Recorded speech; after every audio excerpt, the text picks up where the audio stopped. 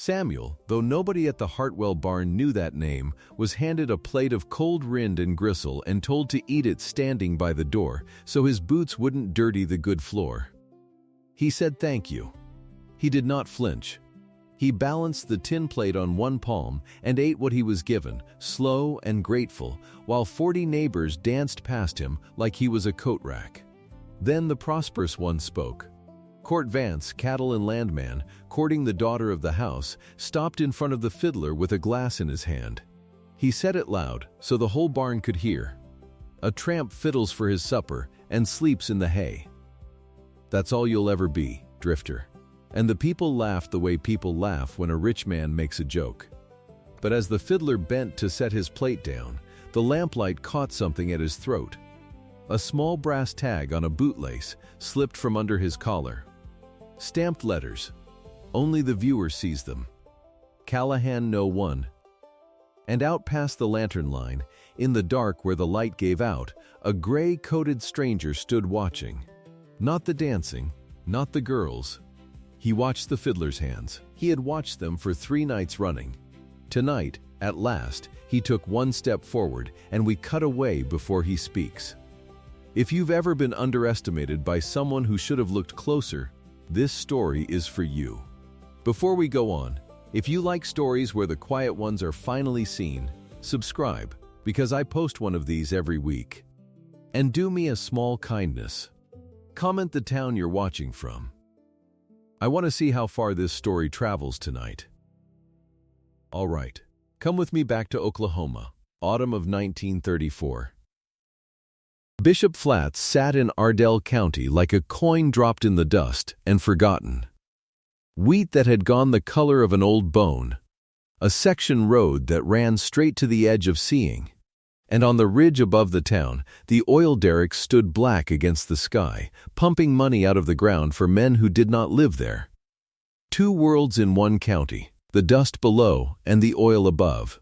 The people of Bishop Flats lived in the dust. They watched the oil the way a hungry man watches another man eat. The Hartwell place lay south of town, a good farm. Or a farm that had once been good.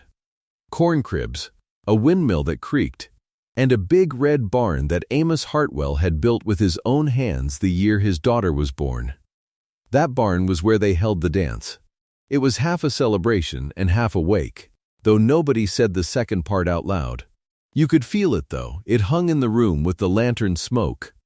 Because 30 days from that night, the note came due. $1,240 owed to the Territory Farmers Bank, and Amos Hartwell did not have $1,240. He did not have a fifth of it. When that note came due, the land his father broke and his own hands worked would belong to the bank. So the neighbors came to dance while there was still a floor to dance on. That is the truth of a farm dance in a foreclosure year. People smile hardest right before the thing they love is taken. Della Hartwell moved through the crowd with a pitcher of cider and a smile she had practiced. She was 21, dark hair pinned up off her neck, and she carried the whole weight of that barn on shoulders that did not show it. She knew about the note. Her father thought he had kept it from her. He had not. She had found the letter in the flour tin where he hid the things that scared him, and she had read it twice and put it back and said nothing. She was the one who saw the fiddler come in. He came off the section road at dusk, walking, the way men walked in those years. Thousands of them on the roads. A ragged coat, gone gray with dust. Boots held together with wire and hope. A fiddle case under one arm, and that case was the only thing about him that looked cared for. He stopped at the open barn door and took off his hat, and he waited to be seen, the way a dog waits at a table. "I can play," he said when Amos Hartwell came to the door. "Reels, waltzes, whatever your people favor. I'd play the night through for a plate of supper and a corner of your loft to sleep in. Nothing more."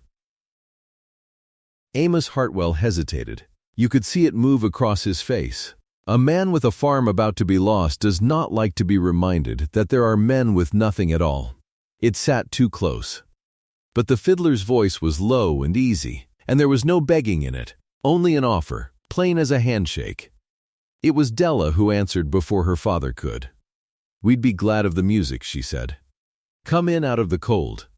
And when the cookwife carried out a plate for the drifter, a plate with the poor parts on it, the rind and the gristle and the burnt end of the roast, and when Court Vance said, loud enough for laughing, that the man ought to eat by the door so his boots wouldn't foul the floor, it was Della who did a thing nobody expected. She set down her own plate. Her good plate, with the good meat on it, cut for her by the cook because she was the daughter of the house. She carried it across the barn and she put it in the fiddler's hands, and she took the plate of scraps away from him, gentle, like trading a child a better toy. Eat this, she said. The music's worth a proper meal. The fiddler looked at her for a long moment. Something passed over his face that was too quick to name. Then he ducked his head and said, Thank you, miss. That's a kindness I won't forget. And he meant it more than she could know. Court Vance did not care for that. He was a big man, well-fed, with a good coat and a gold watch chain, and he had come to the dance for 2 reasons. To be seen paying court to Della Hartwell, and to be near the acreage that came with her. He had the land hunger on him the way some men have drink on them. He looked at the Hartwell farm the way the townsfolk looked at the derricks on the ridge. He did not see corn in a barn. He saw what it was worth to him. And a girl who fed a tramp from her own plate, that offended him. Not from jealousy, from arithmetic. It was money on the floor, in his eyes, so he filed it away, and he waited for a chance to put the drifter back in his place, and the girl with him. The fiddler ate, and then he tuned, and then he played. And here is the thing about that first set. The room forgot to keep an eye on him. He was good, better than good. He knew the reels the farm people wanted, soldier's joy and turkey in the straw. And he played them fast and bright and true, and the young ones whooped and swung their partners till the dust came up off the floor in a golden haze in the lamplight. He played a waltz for the old couples, and it was so sweet that Amos Hartwell, who had forgotten how to feel anything but afraid, felt his eyes sting. The crowd loved the music. That much was easy. They just did not love the man. There is a difference, and the man knew it. He had known it for a long time now, in 100 barns across 3 states. They will take the honey and despise the bee. He had made his peace with that. Or he told himself he had. While he tuned between sets, a boy of 12 or so hung at his elbow, the way boys do, full of questions. And when the fiddler reached up to loosen his collar in the heat, the little brass tag on the bootlace slipped out again and caught the light. The boy saw it. "What's that?" the boy asked. "Off a horse?" The fiddler's hand went to it, quick, and tucked it away. Habit, a motion worn smooth by 1,000 repetitions. "Something I found on the road," he said easy. A neighbor standing near laughed. "Found it, I'd wager. That or lifted it." And he said it friendly enough, but he said it, because that is how they thought of a man like this. Whatever he had, he must have found or stolen. It could not be his. The fiddler only smiled. He did not argue. Arguing was not a thing a man in his coat got to do. But if you had been close, and if you had been watching his eyes and not his coat, you would have seen that the smile did not reach them. Because the tag was his, it had been pressed into his palm by a dying man's hand, and there was no sum on earth he would have taken for it. But he had learned that the truth, spoken by a man in a ragged coat, only makes people laugh harder. So he kept the truth where he kept the tag, tucked away, close to the skin. Out in the dark past the lanterns, the gray-coated stranger watched the boy point at the tag, and watched the fiddler tuck it away, and went very still. His name was Silas Rourke, though nobody in that barn knew it either. He was past 60, spare and straight, with a face weathered by more oil fields than most men see in 3 lifetimes. He had a motor car parked out past the corn crib and a driver waiting in it. And he had money enough to buy the Hartwell farm and Court Vance's cattle and half of Bishop Flats besides. And none of them knew that. Because he stood in the dark in a plain gray coat and let them not know it. He had been standing in the dark of one barn or another for the better part of 7 years. Watching hands. Because a face changes and a name can be shed like an old coat. But the way a man's hands move on the strings of a fiddle, the particular phrasing a boy learns at his mother's knee, the little turns and graces that no drifter picks up busking for coins, that does not change. And Silas Rourke had come, at last, after 7 years and 3 states and 100 false trails, to a red barn in Ardell County, and he had watched those hands for 3 nights, and he was nearly sure. Not all the way, but nearly. Tonight he meant to be sure. The dancing went on, and Court Vance, who did not like a loose end, found his chance. It came over talk of the ridge. Some of the men had drifted to the barn door to smoke, and they got to talking about the derricks the way men in an oil county always did, half proud and half bitter, and Vance held forth. He liked to hold forth. He said the Ridgewells had come in the way they did because the company men were lucky. Plain lucky, that they'd sunk a bit at a hopeful spot and hit a pool by God's grace and nothing more. He said it with the confidence of a man who had never been within a mile of a drilling floor but owned enough land to talk like he had. And the fiddler, quiet, from where he sat retuning by the lamp, said a thing he should not have said. He said it low. He did not mean to be heard, maybe, but the barn had gone quiet between tunes. It wasn't luck, the fiddler said. That formation runs a dome along the ridge. They read the surface rock, the anticline, the way the beds tilted up, and they set the derrick on the crown of it, where the oil pool's highest. The man who brought that field in didn't guess. He read the ground the way you'd read a page. For a moment nobody spoke, because that was not tramp talk. That was not busking talk. That was the talk of a man who had stood on a drilling floor and understood what he was looking at. It sat wrong in the room, coming out of that ragged coat, the way a gold ring sits wrong on a beggar's hand. Court Vance felt it too, and it frightened something in him, though he'd have called it anger. Because for one breath, the drifter had been the man who knew, and Vance had been the fool. And Court Vance could not have that. Not in front of 40 neighbors. Not in front of the girl. So he crossed the floor, and the dancing stopped, and every face turned, and he did the thing that this whole story turns on. He took the fiddler by the collar of that ragged coat, and he hauled him up off the stool, and he walked him backward toward the open door, past all 40 of them, past Della, past her father. And he said it loud, loud enough for the ridge to hear. Where did Tramp learn geology, huh?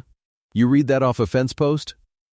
A drifter reads oil the way a hog reads scripture. He shoved him another step. You come in here off the road, you eat our scraps, and now you'll lecture your betters? That's all you'll ever be, drifter. A gift in your hands and nothing behind it. Get on out to the hay where you belong. The barn was dead silent. The fiddler did not fight. He let himself be walked backward, and he kept his feet under him, and his face stayed still as still water. He had been here before. Not this barn, but this place. This exact place, a rich man's hand at his collar, and a room full of people who would rather laugh than look. He had learned the only dignity left to a man in his coat was to not give them the struggle they wanted. And then Della Hartwell stepped between them. She was not a large girl, but she put herself between the fiddler and the door, and she looked up at Court Vance with her chin level, and the whole barn saw her do it. He answered a question, she said. That's all. He was more civil about it than you're being now, Court, and you'd do well to remember whose barn you're standing in. And her eyes went to her father where he stood at the edge of it, and everyone saw that too. Everyone saw her ask him with her eyes to stand up, to say one word. And Amos Hartwell did not. He looked at the floor. Because 30 days from now, the bank took his land, and Court Vance was the richest man in the room, and a drowning man does not spit at the one boat still floating near him, even a rotten boat. He was ashamed. You could see the shame on him like a fever. But he was more afraid than ashamed. And fear won, the way it usually does. He said nothing, and his silence was its own loud thing in that barn. The fiddler saw it all. He saw the girl stand and the father sit. And something in his face gentled, looking at her, and something else went hard, looking at the rest of them. It's all right, miss, he said quietly to Della. I've had my supper. I thank you kindly for it." And he bent and gathered up his fiddle and laid it in its case with hands that were careful even now, even shamed, even shoved. And he snapped the case shut, and he tipped his hat to her, only to her. And he walked out the barn door into the dark. The dancing did not start again right away. That is how you know a thing has gone too far. When even the people who laughed cannot quite pick the music back up. Out past the lantern light, Silas Rourke watched the ragged man walk toward the road with his fiddle under his arm, and Rourke's hand closed slowly into a fist inside his gray coat pocket. "Not yet," he told himself. "Be sure. Be all the way sure." And he sent his driver, quiet, back toward the motor car for a thing that waited on the seat. Della did not think about it. She handed off her pitcher to a cousin and she went out the door after him, into the cold, because she could not stand to let it end like that. It was not proper.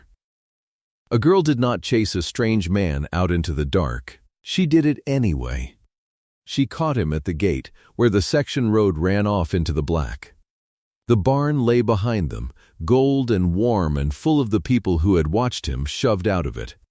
Ahead was nothing but road and dust and the derrick lights blinking red on the ridge. "Wait," she said. "Please."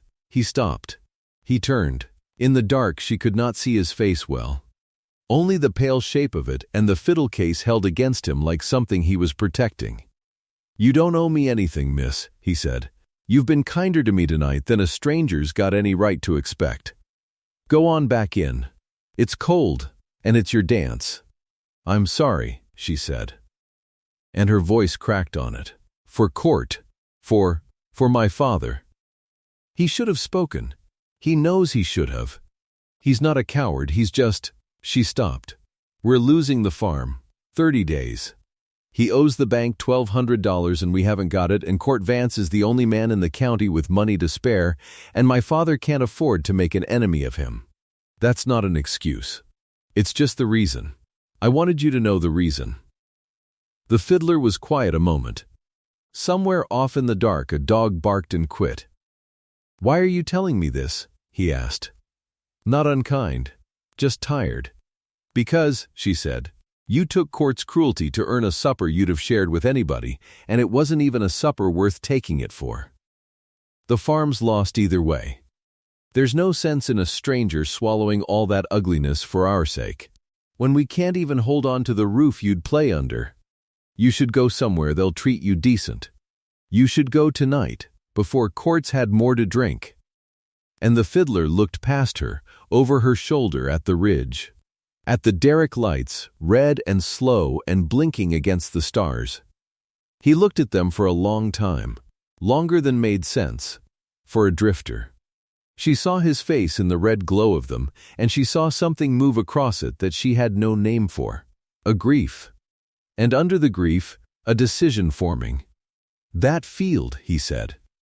Quiet, almost to himself. "The one on the ridge. You know what they call it? The Callahan field," she said. "Everybody knows that. Callahan Oil. They own half the wells in this part of the state." "The first well came in the spring of 27, he said, and his voice had changed. It had dropped the drifter's easy drawl. It came out cleaner now, and steadier, and there was something underneath it that had not been there in the barn. Number 1. She blew 180 feet over the crown block, killed a man who stood too close, and made 40 others rich. And every man on that floor that day got a brass tag stamped with the well's name. Because the man who owned the company believed a crew ought to carry the thing they made. His name was Josiah Callahan. He read that ground the way I told them inside. He wasn't lucky. He was the best there ever was at it." Della went very still, because this was not how a tramp talked about a dead oil baron. This was how a man talked about someone he had known. Someone he had lost. "How do you know all that?" she asked, barely a whisper. And out in the dark, closed now, closer than either of them knew, Silas Rourke stood frozen with the thing from the motor car held against his chest, and he heard the name come out of the boy's own mouth. Josiah Callahan. Said the way only one living person in the world would say it. Said like a son says his father's name. And 7 years fell away from the old man in a single breath, and his eyes stung, and he knew. All the way. No more nearly. He knew. The fiddler did not answer Della's question. He looked from the ridge, back to her face. Back to the warm gold door of the barn where 40 people who had shoved him out were trying to remember how to dance. "You fed me from your own plate," he said, "and you never once asked what I had in mine. You're the only one in that barn who looked at me and saw a man." He drew a breath. Something settled in him. Some long argument he'd been having with himself for a lot of years. And it settled all at once, standing at a gate in the dark with a girl who'd shown him one plain kindness. "I was going to walk. I've walked out of 100 barns. It's easier. But I think tonight I'll go back in and play one more." "They don't deserve one more," Della said, and there was heat in it, and he almost smiled. "Maybe not," he said. "But you gave me your supper, miss, and I find I'd like to give you a proper song for it before I go. Not a reel. Something my mother used to play. I haven't played it for anyone in 7 years." He looked at her. "Would you let me do that?" And Della Hartwell, who did not understand any of it yet, who thought she was only being kind to a sad, gifted drifter one last time, nodded. Because she could not have said no to the look on his face for anything in the world. "Play it," she said. "I'll stand right there and hear it." He tipped his hat to her again. And he turned back toward the barn, toward the gold light, toward the 40 people who had eaten his music and spat out the man, and he walked back in with his fiddle under his arm and his shoulders square. And he did not look like a tramp anymore, though not one of them saw the difference yet. Not one of them, but the old man in the gray coat, standing in the dark with a framed photograph held against his chest and tears standing in his eyes, watching the last living heir of the richest strike in Oklahoma walk back into a barn full of people who had thrown him scraps, about to stop hiding at last. What his hands had always known. He stepped through the door and the talk didn't stop, not all at once. It tapered. The way talk tapers when something comes in that doesn't quite fit the category you'd put it in. Sam Reddick. That was the name they knew him by. Reddick. The road name he'd worn like a cheap coat for 7 years. He moved through the crowd without looking at anyone and took his place on the low platform at the far end of the barn. Set his fiddle case on the stool. Opened it. Court Vance, standing with 2 other men near the punch bowl, said something to them under his breath, and they laughed. Sam didn't look up. He lifted the fiddle, rosined the bow once, slow, then he set the instrument to his chin the way he always did, except tonight he didn't round his shoulders first. He didn't make himself smaller. He just stood there for a moment with the fiddle in the crook of his jaw and his eyes somewhere past the far wall, and he breathed in, and he began. The first note killed the room. Not because it was loud, because it was the exact opposite of loud. It came out quiet and low and certain. The way a door opens in a house that has been shut too long, and it carried in it something that had no business being in a hired drifter's hands. People who had been drifting toward the food table stopped drifting. A woman at the edge of the floor turned around without knowing she'd turned. Her husband turned too. One of Vance's companions put his glass down. It was his mother's piece. He hadn't said what it was called, and nobody there would have known the name anyway. It was old. Older than Oklahoma. Older than the oil boom. Something European and formal and unbearably sad. And he played it the way it was supposed to be played. Without decoration, without apology.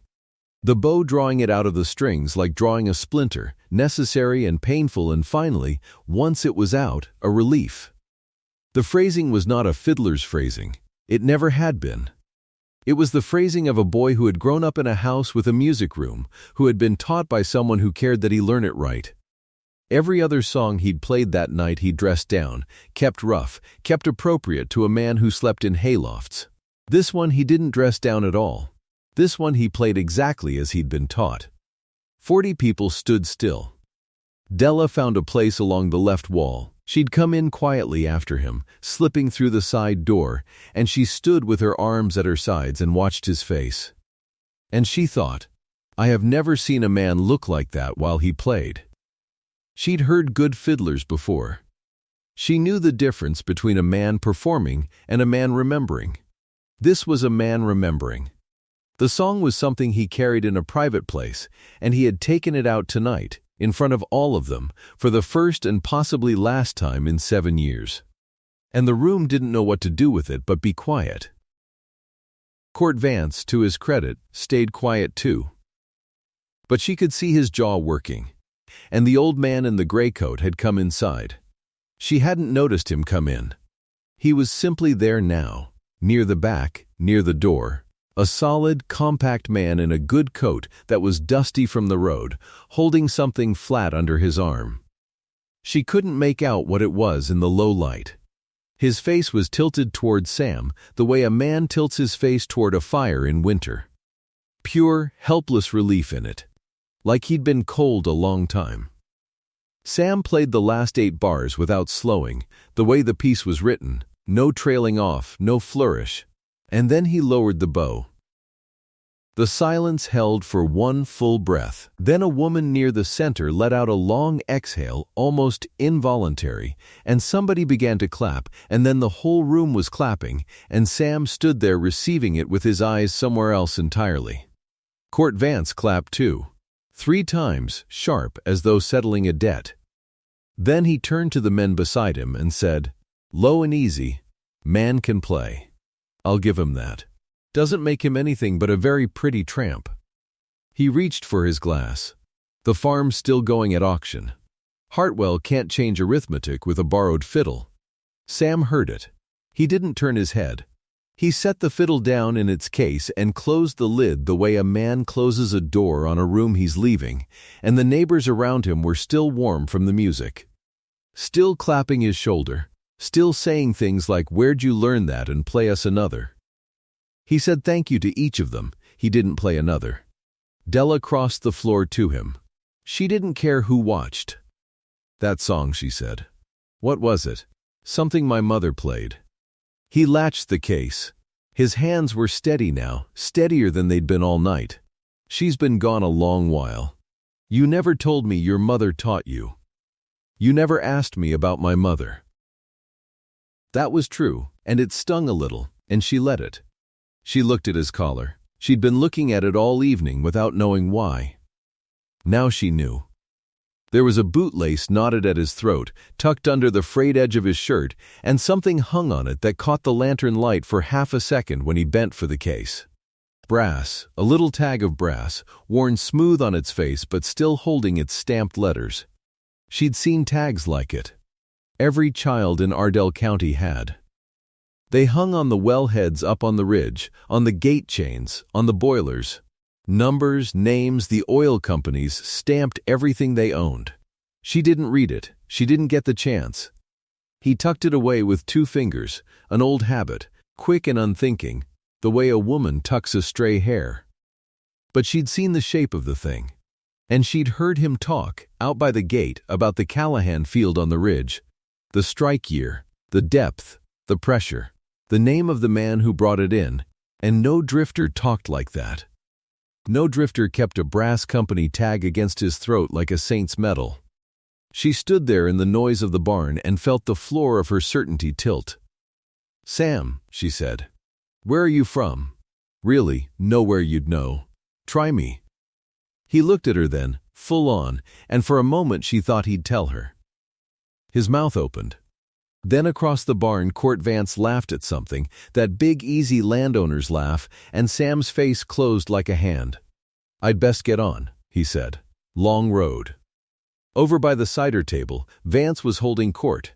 He had a way of standing that took up more room than his body did. He was telling the men about the ridge, about the oil, about how a smart man positioned himself for what was coming. "Callahan struck it in 27, he was saying. "Biggest gusher this county ever saw. 180 feet of oil over the crown block, they say. Old Josiah Callahan died rich as a king and left it all to nobody. No heir. Estate's been sitting in the courts 7 years. Now that, he said, tapping the table, that is a man who understood land. Sam, halfway to the door, stopped. He didn't mean to. His feet just stopped. 80 feet, he said. Quiet, not to Vance. Almost to himself. Vance turned. What's that, Fiddler? It wasn't 180 over the crown block. It was 80. The tale grew in the telling. Sam's voice was mild, almost kind. And it wasn't luck. Callahan, no. One came in because a man read the anticline right when 3 geologists told him he was drilling a dry hole. He mortgaged everything he had to make the last 400 feet of hole. The bank came to shut him down on a Tuesday. He brought it in Monday night. The barn had gone quiet around them.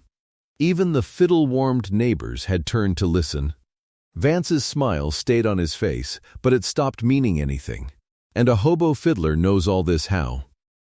I read, Sam said. Long nights. Not much else to do on the road. But Della saw it. She saw the thing his mouth did around the name Callahan. That same catch, that same softening, the way you'd say a name you'd said 10,000 times in a house you loved. She'd heard it at the gate. She heard it now. And she looked at his collar again, at the little lump of brass hidden there, and she felt her heart begin to go very fast. At the dark edge of the barn, near the door, the gray-coated stranger set down the flat thing he'd been holding under his arm. He leaned it against the wall, careful, face in. He said something quiet to a boy of 12 or so who'd been standing near the horses and pressed a coin into the boy's hand, and the boy ran out into the night toward the road, toward where, past the corn crib, a motor car sat with its parking lamps burning low and a driver waiting behind the wheel. Nobody in the barn noticed but Della. She noticed everything now. Vance recovered himself the way rich men do, by getting louder. Well, he said, spreading his hands to the room, you read. Good for you. Reading's fine. But reading don't pay a banknote, does it, Amos? He turned to Della's father, who stood by the wall with his hat in his hands. 30 days, isn't it? $1,240. To the Territory Farmers Bank. He let the numbers land in the quiet. He knew them by heart. He'd made it his business to. Now I'd hate to see good land go on the courthouse steps. Hate it. But a man's got to be practical. He looked at Della when he said it.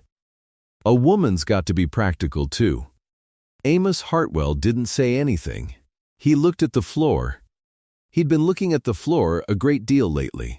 And there, right there in the corner of the room, near the flour tin on the kitchen shelf that Della could see through the open door, the tin where her father hid the things that frightened him, was the whole shape of their ruin, laid out for 40 neighbors to hear. Della felt her face burn. She'd read the letter twice. She knew what was coming for them. She just hadn't known Vance would say it out loud at her own dance, in front of everyone, like a man laying down a winning hand. You'll have your answer, Court, she said. Her voice shook, and she hated that it shook. When I've an answer to give. Not before. Course, Vance said, gentle as a cat. No hurry. Only the 30 days. And he smiled. Sam watched all of it. The brass tag lay warm against his throat where he'd hidden it. 7 years he'd carried it. 7 years he'd made himself into a man named Reddick. A man with no father and no field and no fortune.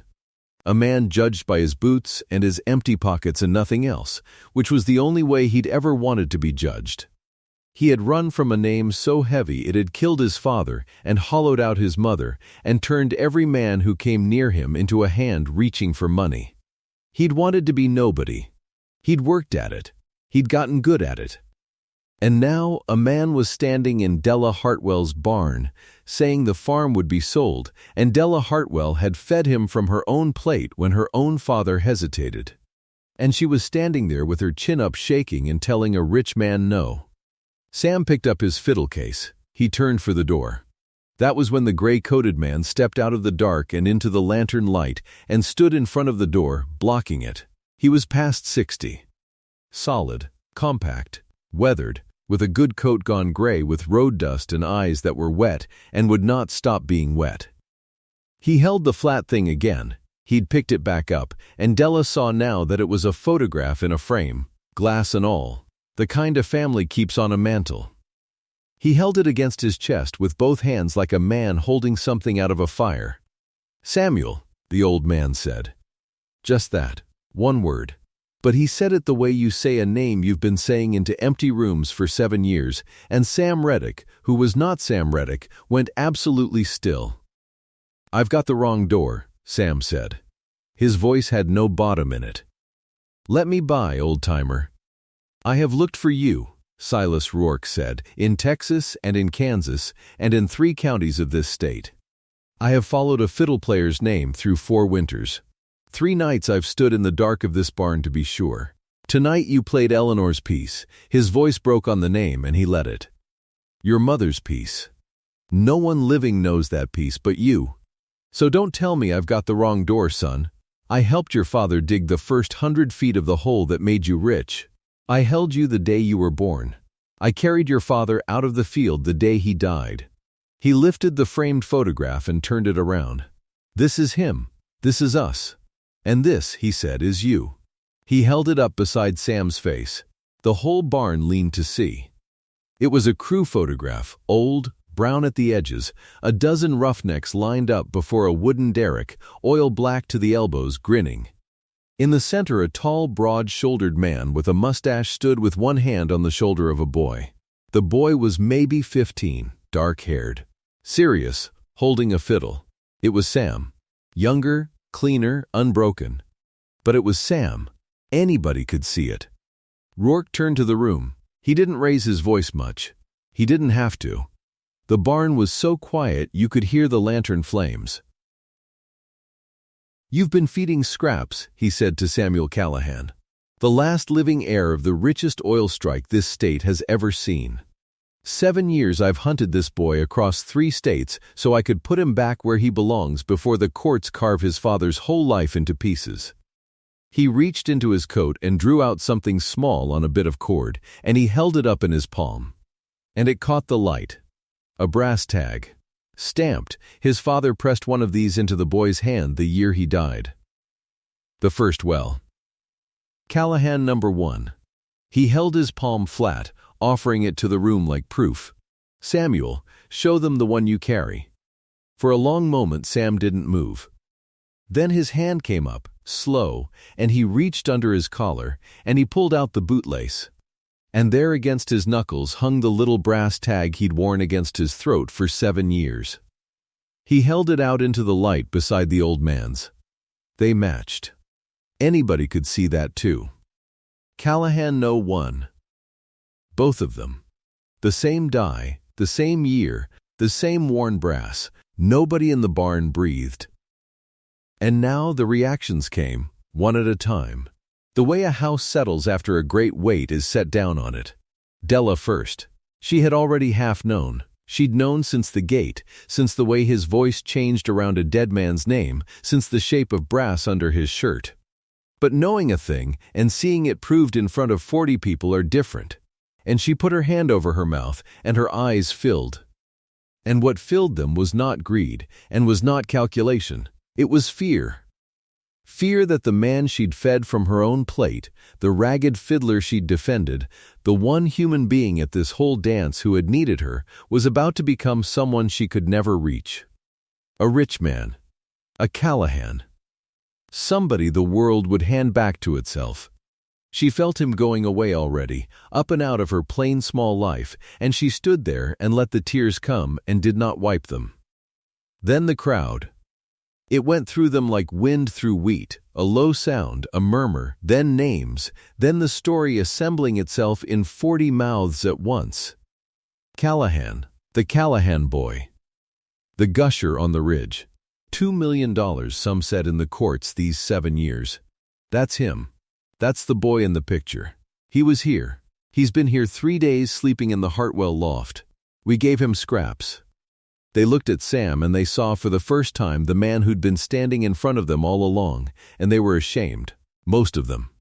in the plain decent way of country people who'd meant no great harm and had done a small one anyway. And court Vance last. Vance had gone the color of tallow. He stood by the cider table with his hand still half raised from some gesture he'd never finish. You could watch it move across his face, the numbers running, the reckoning, the horror. He had thrown this man toward the door. He had paid this man in rind and gristle before 40 witnesses. He had called him a tramp and told him where drifters ate. And this man, could buy Court Vance and everything Court Vance owned and never notice the money leave his hand. Vance's mouth worked, nothing came out of it. For the first time in his prosperous, boot-measuring life, Court Vance had nothing to say. Rourke let the silence do its work. Then he spoke again. And now he spoke to Sam, gently, the way you speak to a horse that might bolt. It's $2 million, son, give or take, after the lawyers. Held in trust these 7 years because there was no Callahan to give it to. The board's been circling it like it was already theirs. But it isn't theirs. It's yours. It was always going to be yours. Your father knew that hole would make you the richest young man in Oklahoma. And he was afraid of what that would do to you, and so was your mother, and so, God forgive me, was I. That's why you ran. I know that's why you ran. You saw what the money did to the men around your father. You didn't want to be a thing men reached for. The old man's voice went rough. But you can't outrun your own blood, Samuel, I'm sorry. I looked too hard. I found you. And there's a farm in this room about to be sold on the courthouse steps, and you're the only man alive who can stop it with the change in his pocket. So the running's done. It's time to be who you are. And this was the moment. Della saw it, held her breath through it, where he might still refuse. She saw his eyes go to the door past the old man's shoulder. She saw the road in them. 7 years of road. She saw how badly a part of him wanted to shove past this weeping old man and walk out into the dark and be nobody again. Forever, all the way to the end of his life. The name had cost him everything once. It had made his father into a target and his mother into a ghost. Why would he pick it back up now? His eyes came off the road. They found Della. She was still crying, still with her hand at her mouth, and behind her stood her father with his hat crushed in his hands, and behind him the flour tin with the letter in it. And around them all the 40 neighbors who'd raised this barn and would watch it go, and Court Vance the color of a candle, and the whole hard arithmetic of a farm that a good family was going to lose in 30 days. Sam looked at the girl who'd fed him when he was nobody. $1,240, he said. His voice had changed. It wasn't the drifter's mild, flat voice anymore. It was quieter, and it was harder, and it had 100 years of oil money under it. To the Territory Farmers Bank. Due in 30 days. Sam, Della started. Is the bank's man here? Sam said, to the room. Petty, Harlan Petty. Vance would have wanted him close to watch it happen. Is he here? There was a shuffling at the back, and a narrow man in a town suit came forward half a step. A ledger under his arm, a man who'd come to a country dance to be near a thing he meant to take. Harlan Petty. He had the careful blank face of a man who'd foreclosed on 100 families and slept fine. I'm the agent of record, Petty said. Mr. Callahan, is it? He tried the name out. It changed his face while he said it. A drifter he could stare down. $2 million he could not. It is, Sam said. You'll have the $1,240 in full before the 30 days are out. In lawful money, through your own bank window, with the whole county watching if you like. The Hartwell note is paid.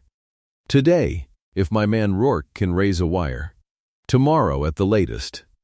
He looked at the narrow man without any heat at all. You came out here tonight to watch a family lose their land. You can go home instead. Write it in your ledger. Note settled, in full, by S. Callahan. Petty looked at the brass tags. He looked at the old man.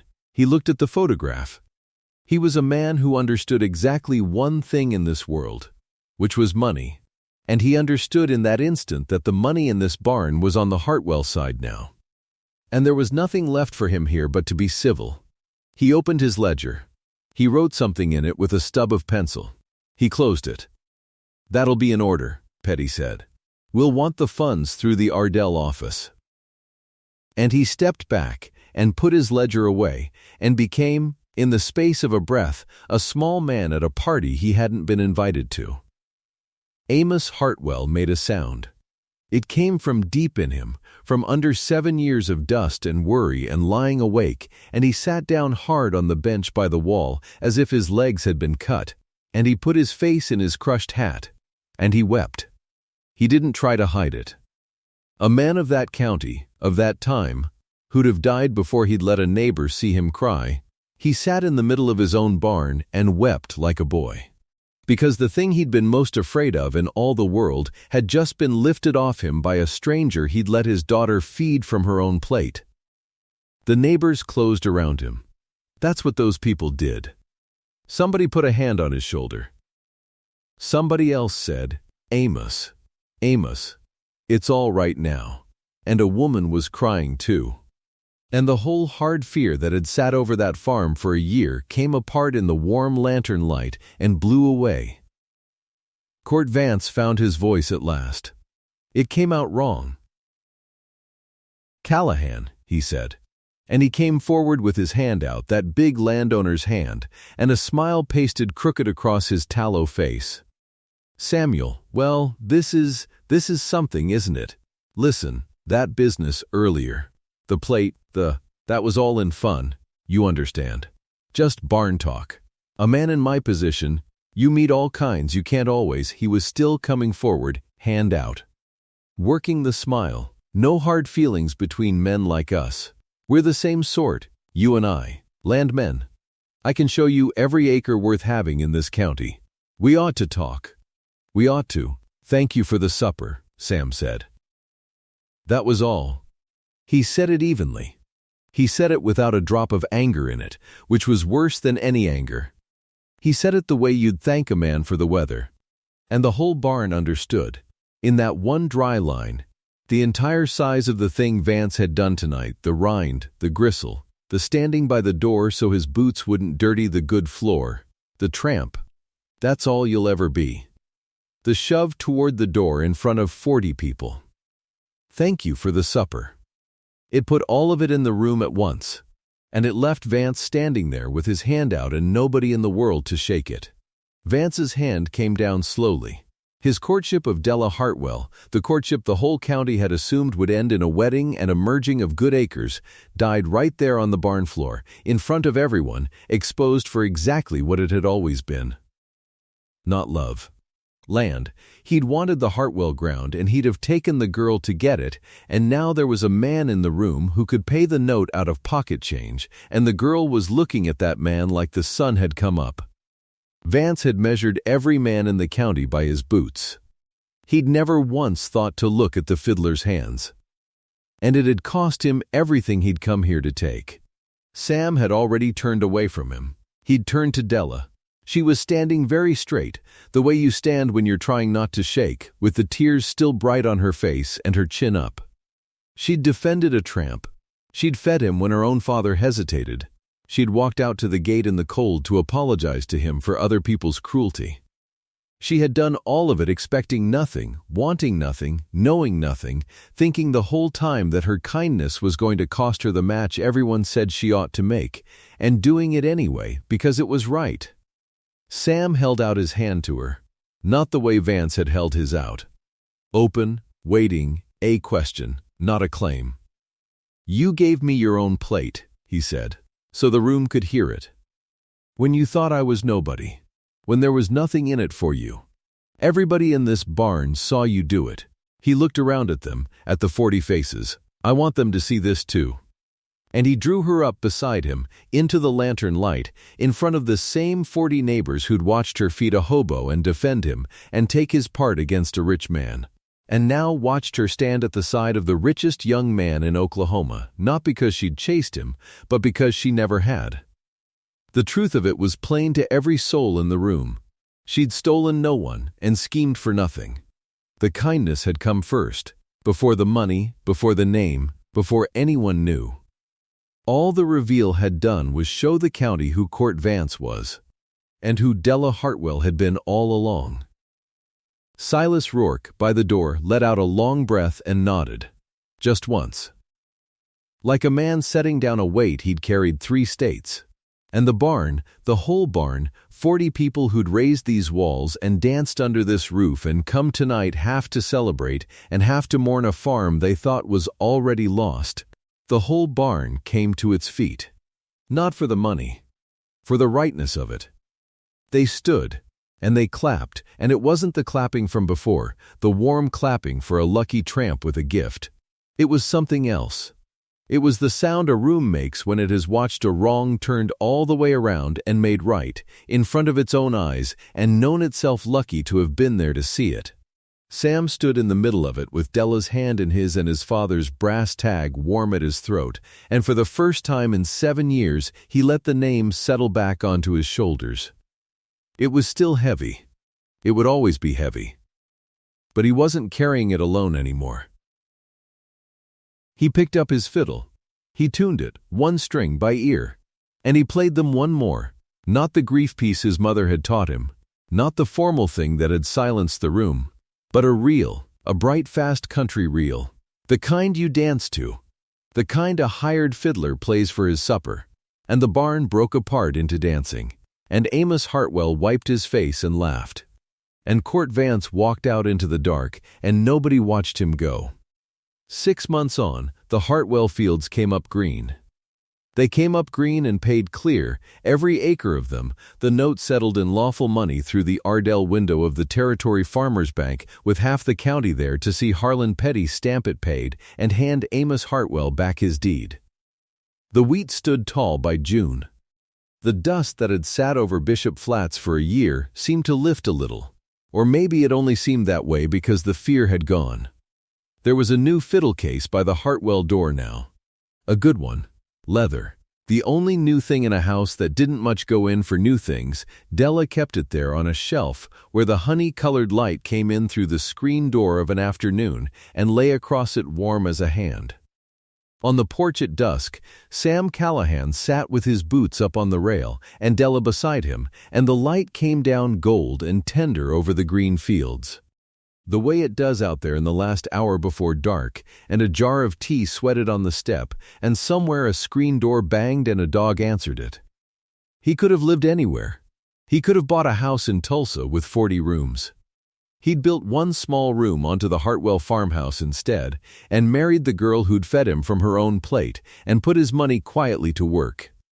A school in Bishop Flats, a doctor who'd take butter and eggs from families who had no cash, a mortgage or 2 lifted off farms the Territory Farmers Bank had been circling. He still played the barn dances. Every one of them.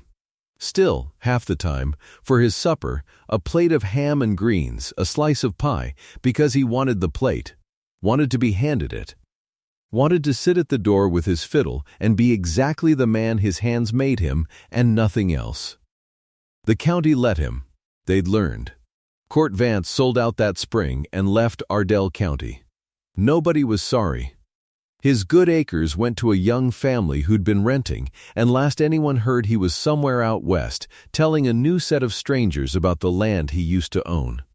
Harlan Petty stayed on at the bank a while longer, and then moved to an office 2 counties over, where there were farms he didn't know the names of, and families whose fear he hadn't watched come apart in a lantern-lit barn. Silas Rourke came out to the farm sometimes, in the good coat, no longer gray with dust. He'd sit on the porch with them and look at the ridge where the derrick lights burned at night, Callahan no one among them, still pumping, still faithful, and he didn't say much. He'd found the boy. He'd put him back. The weight was off him. He'd hold the old framed photograph on his knee, Josiah with his hand on his boy's shoulder, the boy with his fiddle, and he'd smile at it and pass it to Sam. And Sam would look at his father's face a long moment and pass it back. Some men, Sam had learned, will read a stranger by his boots and never look higher. They'll measure a man by the dirt on him and the emptiness of his pockets and call the sum of it his whole worth. And they'll be so sure they're right that they'll say it out loud, in front of 40 people.